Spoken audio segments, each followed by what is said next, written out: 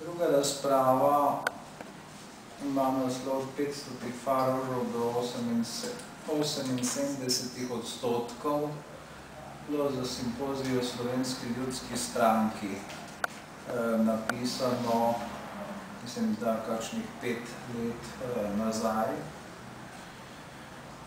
Tej največji stranki, ki so ji nasprotniki rekli SLS, to pomeni Stranka ljudskih sleparjev, kako se je ta uveljavila, zakaj je uspela.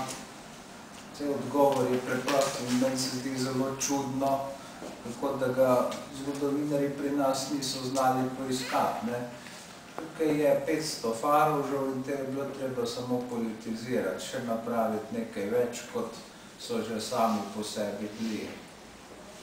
In to je potem tista moč, ki je obvladovala slovenski prostor. Slovenska ljudska stranka je bila seveda ta tradicionalna stranka kaplanov. Ti so jo držali po konci, dobrem in slabem seveda.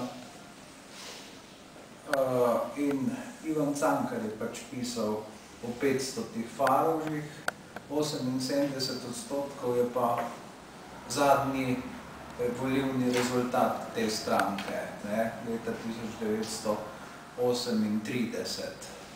To se pravi neka popolna večina, opozicija takrat v Sloveniji ni dobila niti enega poslanca. In kako je to bilo mogoče?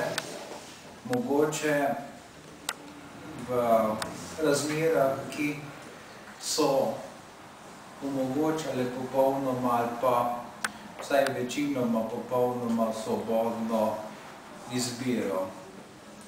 Seveda je del odgovora, največji del odgovora tudi za uspeh te stranke v nesposobnosti tekmecev.